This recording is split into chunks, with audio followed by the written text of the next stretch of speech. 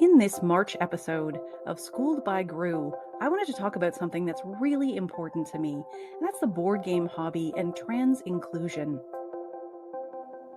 This is Toronto's Yonge Street during the Pride Parade. This is the city where I'm from, and that's Justin Trudeau, our Canadian Prime Minister, marching in that parade. Just a couple years earlier, I was in that crowd, and I've been incredibly upset watching the number of anti-LGBTQ+ legislative and other efforts designed to prevent LGBTQ+ full participation in society. I'm recording this video on International Women's Day, and this morning, our Prime Minister, I live in Canada, talked about the disturbing rise in anti-transgender hate, both here in Canada and around the world. And he said, I want to be very clear about one more thing. Trans women are women. We will always stand up to this hate, whenever and wherever it occurs. I really applaud this. More leaders need to speak up. More leaders in the board game community need to speak up about trans inclusion. Everyone, every single one of us deserves to feel safe, included, and have the full rights to participate in the communities and cultures in which they live. We all deserve a space at the table. Trans men are men, trans women are women, and non-binary people are non-binary people. And it's so important that we all feel safe and included in every space we exist within, particularly in play spaces. And what's wonderful about the board gaming hobby, as I will show you, is trans people who do not identify as cis women or cis men, exist in abundance in our hobby, and it's better for it. I allowed the respondents for my PhD dissertation research on board games and representation to self-identify their gender. And what you can see here is an incredible spectrum, because gender is a continuum, not a binary.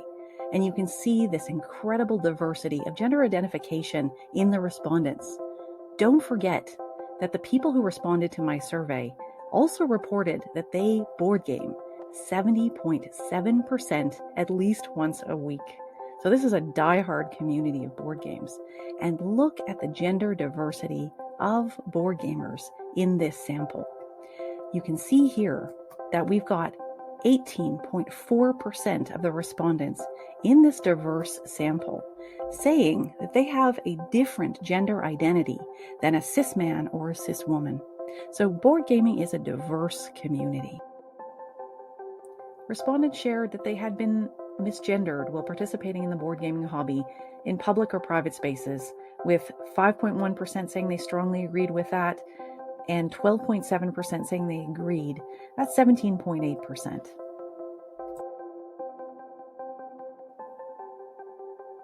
A lot of survey participants talked about the pressure that can often come from being the only person of a particular identity at the table. In this comment, it says, I helped establish a board gaming club that prided itself on being welcoming and inclusive, having equal male and female members, but we weren't perfect. Had a few BIPOC members and struggled to find a venue accessible to people with disabilities. While I know some Black gamers and some trans gamers, I think they often have to carry a lot of burden for being the only person of that characteristic in the gaming world, and that's unfair on them.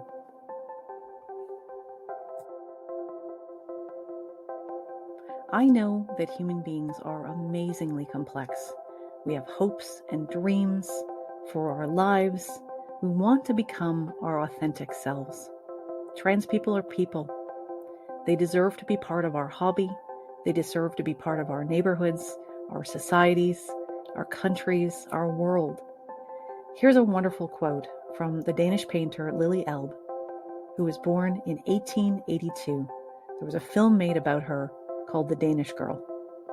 And she says, each step forward to become the person we are makes it harder to go backwards, to return to the shadowy private world of closed doors and shuttered windows.